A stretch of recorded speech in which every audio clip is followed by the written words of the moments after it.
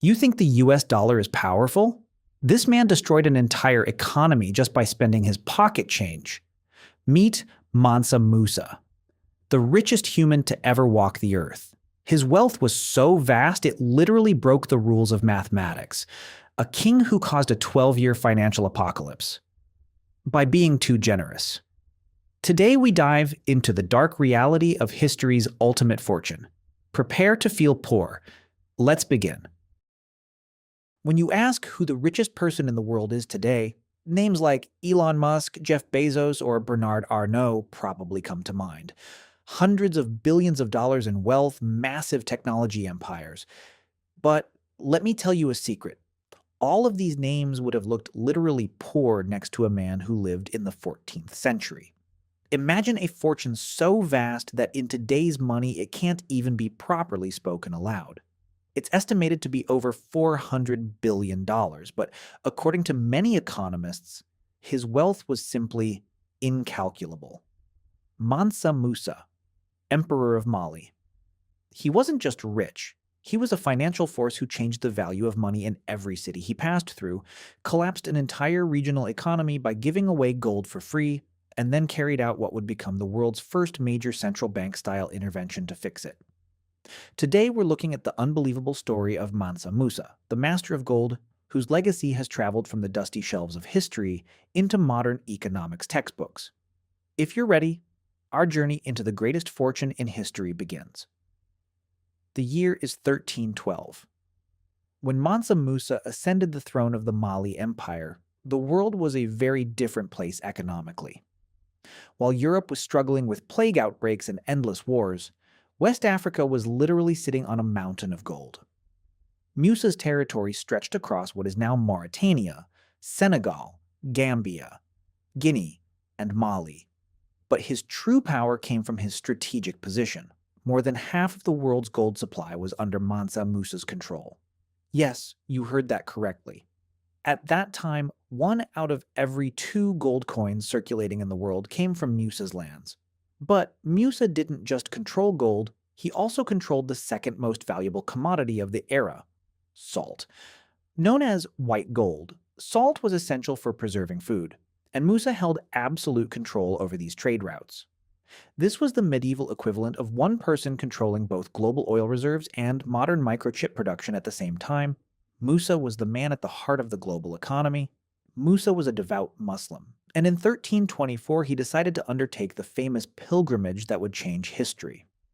But this would not be a modest religious journey. It would become the greatest display of soft power the world had ever seen. Try to imagine the caravan. 60,000 men. 12,000 of them were the king's personal servants, each carrying a solid gold staff weighing 2 kilograms. Alongside them were 80 camels, each loaded with approximately 135 kilograms of pure gold dust. The caravan stretched for miles across the desert. In every village Musa passed through, he built mosques, and every Friday he stopped in a city to distribute gold to the people by the handful. People were stunned. It was as if gold was raining from the sky. But Musa's generosity was laying the groundwork for one of the greatest financial disasters in history. When Musa arrived in Egypt in Cairo, he was welcomed like a rock star. He stayed for months and injected unimaginable amounts of gold into the economy. He bought everything, paying 10 times more than what sellers asked. So what was the result? One of the most fundamental laws of economics came into play: supply and demand. So much gold flooded the market that the value of gold completely collapsed. In Cairo, the prices of bread, milk, and cloth skyrocketed overnight. The gold people held no longer meant anything because everyone had gold. Today, we call this hyperinflation. While trying to do good, Mansa Musa had devalued an entire region's currency. It took 12 full years for gold prices in Cairo and its surroundings to return to normal. The spending of a single man had paralyzed a massive economy for over a decade. This is an event with no equal in financial history. When Musa realized his mistake, he acted like a true financial genius. On his return from the pilgrimage, seeing Cairo's economy in ruins, he decided to remove excess gold from the market. How did he do it? By borrowing. Musa borrowed gold back from merchants at extremely high interest rates. This was the first major market operation in history designed to preserve the value of money. By pulling gold out of circulation, he attempted to stabilize prices. This move is astonishingly similar to how modern central banks raise interest rates and withdraw money from the market to fight inflation. Isn't it fascinating that a king living in the 14th century discovered modern monetary policy principles so early? When Musa returned to his homeland, he didn't come back with only empty gold bags. He also brought Andalusian architects, poets, and scholars with him. He invested his wealth not just in consumption, but in human capital. He transformed Timbuktu into one of the greatest centers of learning in the world. The universities and libraries he founded were larger than those in Oxford or Paris at the time. Today, we don't remember Mansa Musa only as the richest man in history, but as a visionary.